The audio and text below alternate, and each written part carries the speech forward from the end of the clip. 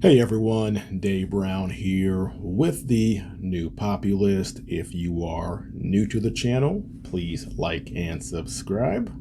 Well, all the talk is about white replacement theory.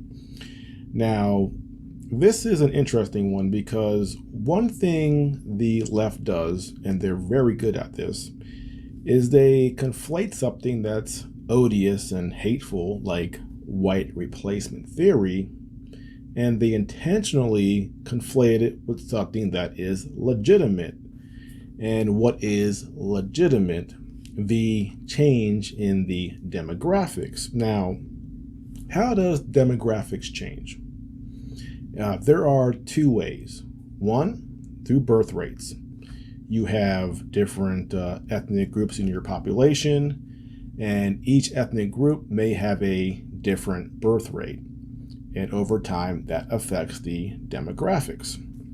And the other one is immigration, legal and illegal.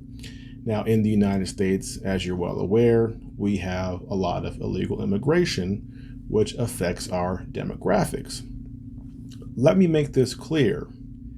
Illegal immigration is a policy, not on paper, but our government can stop illegal immigration if they wanted to.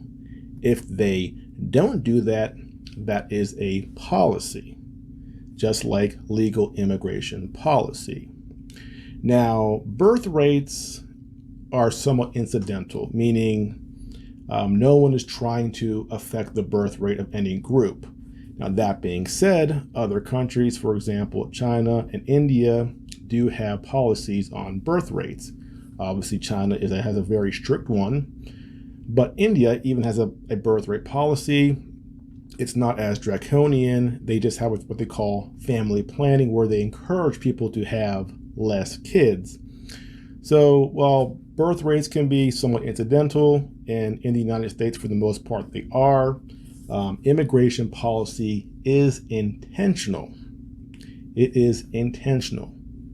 If there is a change in demographics through immigration policy, that change was done intentionally. And if you listen to our left-wing politicians, they have openly bragged about the fact that they are changing the demographic through immigration policy. And criticizing that is completely legitimate. We, as a sovereign nation, as citizens, we have a right to say how our demographics are changed by having people come into this country from outside this country. There is nothing racist about that. That is 100% legitimate, especially if you're going through a time of economic depression where you have people streaming across the border, getting access to government resources. Now, what is fueling this need to change the demographic? Some of these politicians will openly say because we want to have more people of color. And I would ask the question, if it's okay to say you want more people of color, is it not okay to say you want more people of non-color, like white people? But of course, we know the game. It can only go in one direction. Diversity is beautiful, and anything that's opposite to that is hateful and racist. So we can't ask that question.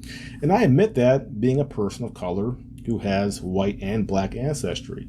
The forced sort of diversification is something I'm against, not because I'm against the people of color, but I don't think our government should have a policy where they go, okay, we're going to let's select this group over here and that group over here because we want to change the demographic of the country. I don't want our politicians playing that game. And why do Democrats play this game? Yes, part of it is because they virtue signal. Every time you support any black or diversity cause, that gives you points, right? But also because 70% of immigrants that become American citizens vote Democrat. If that were to change, or if that was inverted and flipped over, if it were only 30% I guarantee you these same Democrat politicians will no longer support immigration if we're hurting their voting bloc. Now, me personally, I don't care who they vote for. I do not want any politician, Republican or Democrat, using immigration to sort of cheat the demographic and to add on to the voting bloc to maintain power.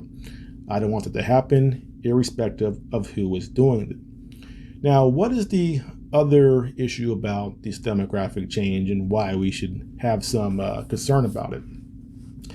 And this next part goes back to Leninism, Marxism. And back in the early 20th century, when Lenin was looking at Europe and they were trying to trigger all these revolutions across Europe, starting with Germany and Russia and England, he made a comment about America.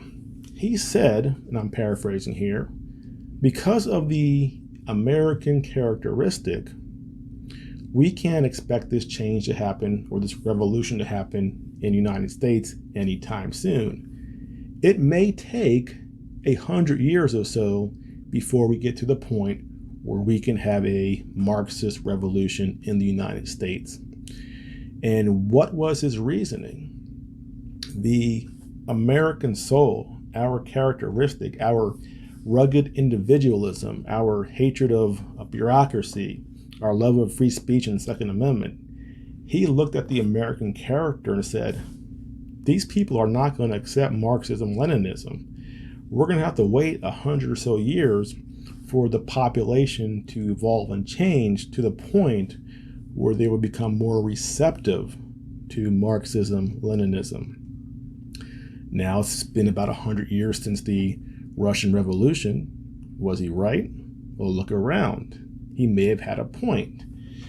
And one way you can change the sort of the character of a country, if not through just each generation becoming more and more left-wing, you can have people come from other parts of the world who may not understand fully that American spirit. One thing the left loves to do is cheapen what it is to be an American. In one sense, they say anybody who comes over here is American immediately, and God bless them, they're American. On the other hand, they mock Americanism as being hamburgers, pizza, NASCAR, and but monster trucks. So they kind of insult the American culture. So that's what they do. But we on the right, those of us who love our Constitution and understand how our Constitution evolved and where it came from, we understand the American character, and we are working very hard to protect that.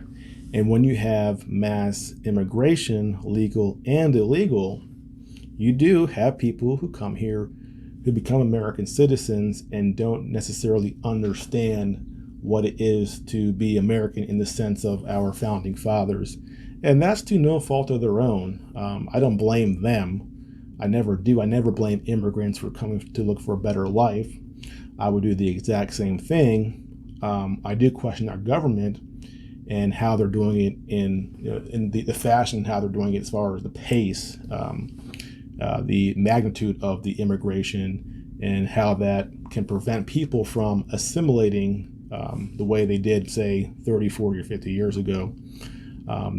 When you have a large block continuing to grow, it does hinder the drive to assimilate when one can sort of live within their community comfortably without learning English or sort of learning the American culture. So that is the other component there, sort of the loss of the American character. And yes, America does have a character, and it's not just monster trucks and NASCAR and pizza. There is an intellectual foundation for Americanism that we on the right want to protect, and that's what we're trying to do when we fight back against rampant legal and illegal immigration. Now, sadly, when it comes to immigration, just like the Ukraine war, Republicans and Democrats together seem to not want to act on this issue.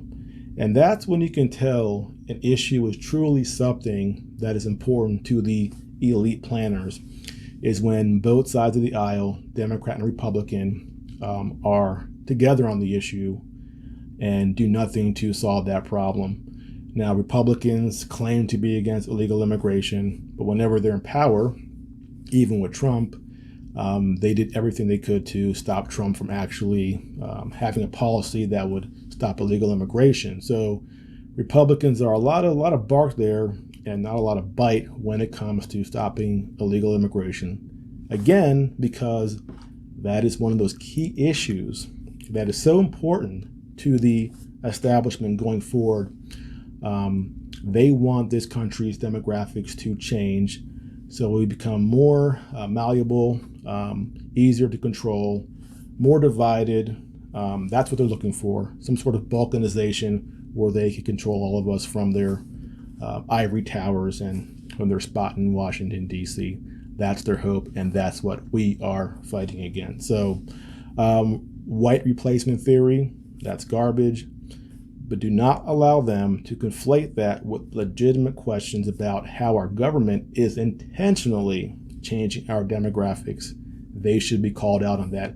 And that is one issue we must address as paramount. So we cannot allow them to scare us into not wanting to discuss this issue. And that is what they are trying so hard right now to do. They want to scare you into not talking about this so they can continue their plan to change the demographics of this country in a way that will undermine the American soul and character. And that's what we're fighting against. Well, that's it for now. Again, if you are new to the channel, please like and subscribe. I'll see you next time.